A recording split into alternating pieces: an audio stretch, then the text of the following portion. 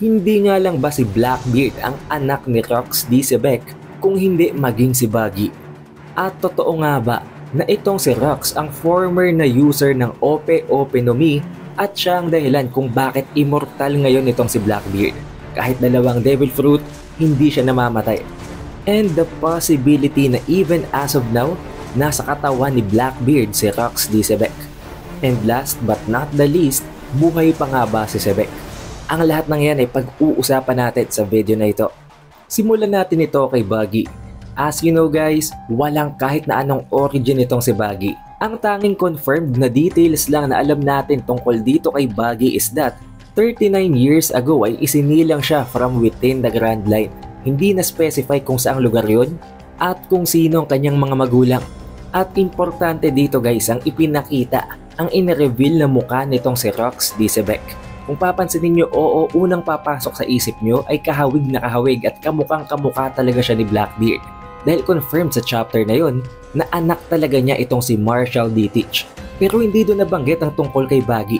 Pero kung hahatiin nyo ang mukha ni Rox D. Sebek, ang kanang parte ng mukha niya ay nagmamatch at literally accurate na accurate. Parehong pareho ang mukha nilang dalawa ni Buggy. The only difference is that naiiba ang clown na nose nitong si Buggy. Na hindi naman nakakapagtaka guys. Dahil oo, pwede natin itong ihalin tulad dito kay Shanks at kay Shamrock, pero meron silang napakalaking pagkakaiba. Si Shanks at si Shamrock ay magkapatid sa parehong mga magulang, habang ito namang si Buggy at si Blackbeard potentially ang pagkakapareho lang nila ay ang kanilang tatay na si Sebek. Kaya naman masasabi ko na kung ikukumpara natin ito, hindi dapat kay Shanks at kay Shamrock, kung hindi dito kay Hyrule at kay Loki. Pareho nilang tatay si King Harald sa magkaibang nanay. That could possibly be the reason as well kung bakit may ganitong klase ng ilong si Buggy. Dalawa lang yan. Pwedeng ginagawa ito ni Buggy as disguise para hindi mahalata ang pagkakapareho ng mukha niya dito kay Sebek, o hindi naman kaya namana niya talaga ito sa kanyang nanay. Mas gumanda pa at mas napalapit ang teoryang ito nang dahil na rin sa nabanggit mismo ng mga spoilers at ng mga leakers na merong two-toned na buhok itong si Sebek. Na malinaw naman sa chapter 1154. Ngayon kung may nakita kayong mga arts, mga colorings na iba-iba ang kulay ng buhok ni Sebek, lilinawin ko agad sa inyo guys na walang confirmation kung ano ang ikalawang kulay ng kanyang buhok. Itim yun at hindi pa natin alam kung anong secondary color. But chances are if it's blue, kung asol ang ikalawang kulay ng buhok nitong si Sebek, mas tataas ang tsansa at mas mapapalapit pa yon sa teorya na baka anak niya nga itong si Buggy. Dahil hindi lamang ang facial features, hindi lamang ang eyelashes, kung hindi maging ang buhok ay magmamatch na sa gitna nilang dalawa. Oo, maraming magsasabi sa inyo guys na kung ganun, pwede din nating isingit dito si Frankie dahil blue din ang buhok niya at meron din siyang kaparehong eyelashes ni Sebek.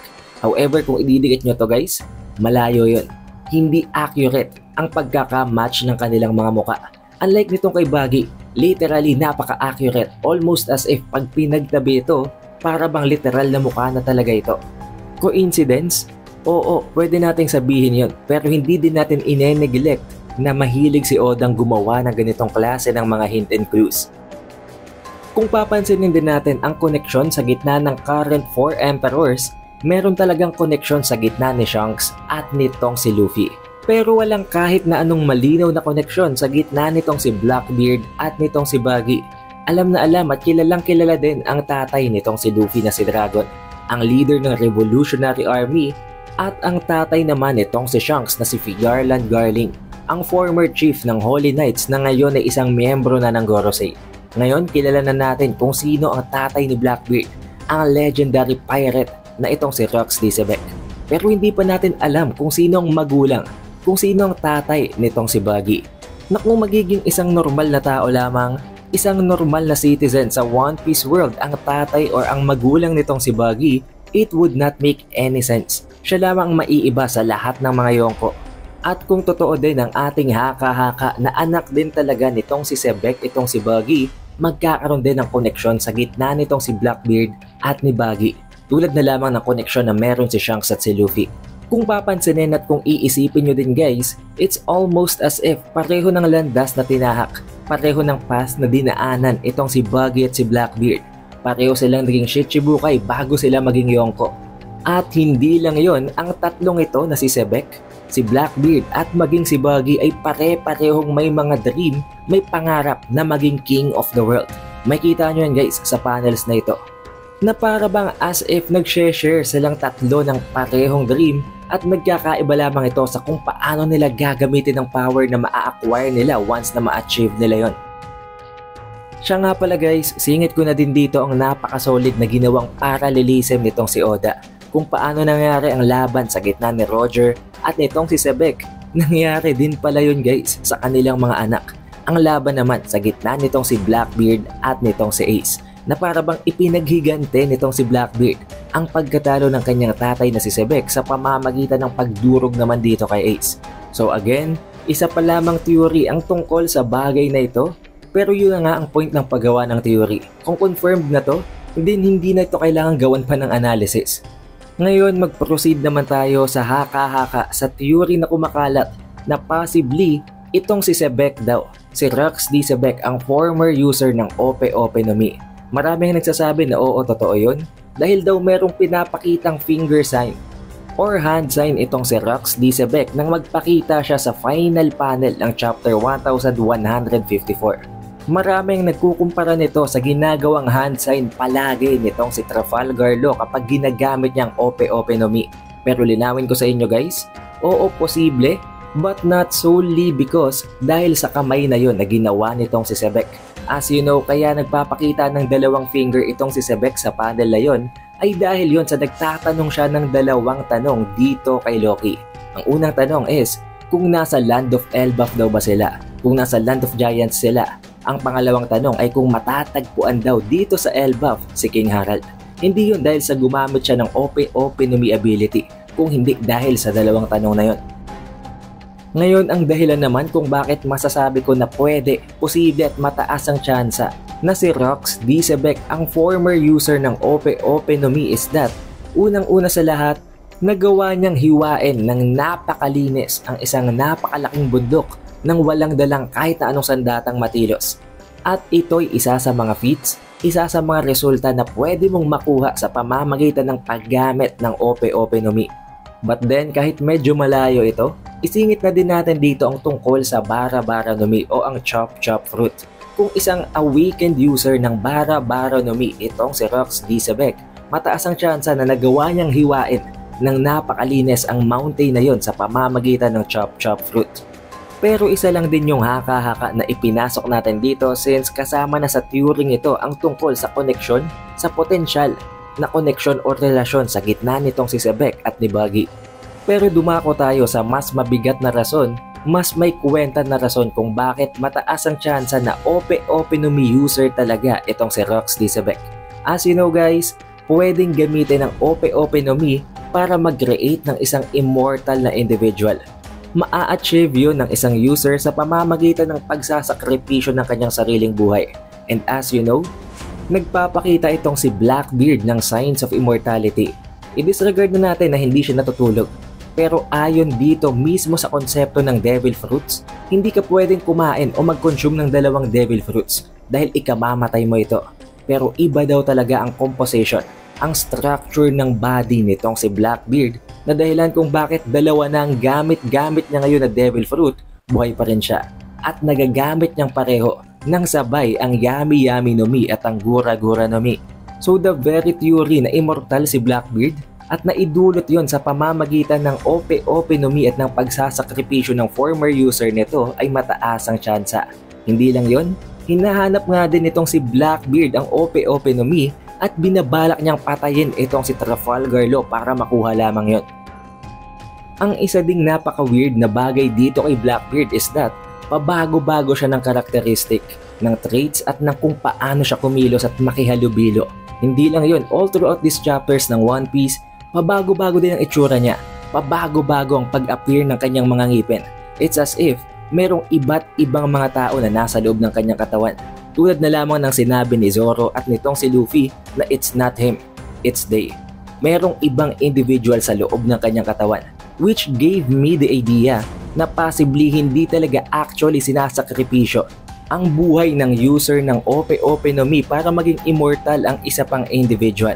Kung hindi, na itatransfer nito ang kanyang soul sa kanyang target. At dahil doon, nakapasok sa katawan nitong si Blackbeard ang kanyang tatay na si Rox Diesebek, making him have multiple souls din, kaya pabago-bagong itsura niya, pabago-bagong kanyang characteristics, na para bang iba-iba talagang Blackbeard ang nakikita natin all throughout the story ng One Piece. At hindi lang yon, pwedeng yun din ang rason kung bakit kapag may tinatalo itong si Blackbeard ay bigla na lamang na off-screen ang kanyang kalaban, na para bang napaka-misteryoso nito at kailangang merong sikretong way itong si Blackbeard na hindi pwedeng makita ng mga viewers kung paano niya dudurugin ang kalaban niya, na possibly nagpapalit siya ng kanyang katauhan, na nagsiswitch siya sa kanyang tatay na si Rox Diesebek, ang professional at ang veteran sa pakikipaglaban.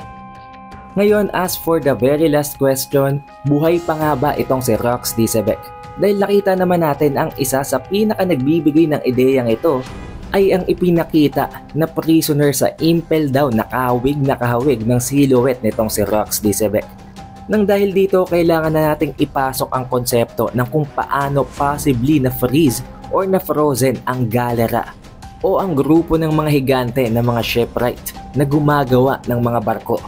Sa ating full chapter review ay binanggit na natin ang tungkol sa bagay na ito. Meron lamang dalawang posibleng mga individuals na makapull off nun. Una ay ang former user ng Ice Fruit, dahil hindi naman pwedeng si Kuzan yun. Dahil it is either masyado pang bata doon si Kuzan at hindi pa siya isang marine, o di naman kaya ay hindi pa siya sinisilang. Dahil hindi naman nabanggit nitong si Harul kung anong taon niya na-receive ang huling mensahe mula sa kanila. Pangalawa, pwedeng yun ay siguro si Nosjuro, dahil nabanggit naman nila at nakita nila kung paano nakakapag-create ng freezing effect ang paggamit niya ng kanyang blade. So possibly may kinalaman sa pag-freeze ng opponents ang kanyang ability. Both possible ways para i-freeze ang kalaban, at possibly yun din ang rason kung paano nila na-freeze ang Galera Warhammer Company, at pwedeng yun din ang ginamit nila para i-freeze daw ang Sebek na ito na tinutukoy ng ilang mga fans. However, unang-una sa lahat, kung totoo ngang si Rox Diesebek yun, nasa pinakailalim siya ng kulungan na yun. Hindi ilalagay ang pinaka-notorious na kriminal sa ibabaw lamang or sa upper level. Pangalawa, kung si Rox Diesebek yun, hindi na siya hahayaan pang mabuhay ng world government. For sure, papatay na siya agad. At pangatlo, kung totoo nga na ginagamit ni Rox Diesebek ang Ope-Ope no Mi at kinailangan niyang isakripisyo ang kanyang buhay or ilipat ang kanyang consciousness sa kanyang anak na si Blackbeard, then it wouldn't make any sense kahit na mabuhay pa siya. Wala nang laman ang katawan na yon. It would be an empty vessel. So I would say na oo, hindi imposible knowing Oda na kayang i-pull off almost any plot twist na maisipan niya. But the chances are very low at malabo yun guys, especially ngayong pinakita na nga niya ang flashback nitong si Sebek. Now what about you guys? What do you think of the theories na tinalakay natin sa video ito? Nag-agree ba kayo o hindi? Ilagay nyo lang yan sa comment section para mapag-usapan pa natin. Also, since walang chapter break next week, maire-release agad natin ang ating chapter spoiler para sa chapter 1155. Kaya naman siguraduhin nyo nang nakalike, nakasubscribe at na-ring nyo ng bell button para automatic man-notify kayo pagka-release natin ang susunod na video. Also, we have an official Facebook page and official TikTok account. Kaya mag-follow at mag-like na kayo sa ibang platforms na yon para ma-update kayo kapag may panibago tayong announcement para sa mga series na tinatalakay natin sa channel. Shoutout nga rin pala guys sa napaka-solid ng mga supporters na ito sa ating previous One Piece video na ang full chapter review sa ating One Piece chapter 1154. Maraming salamat guys. It is the Updated Weeb, and I will see you guys on the next one.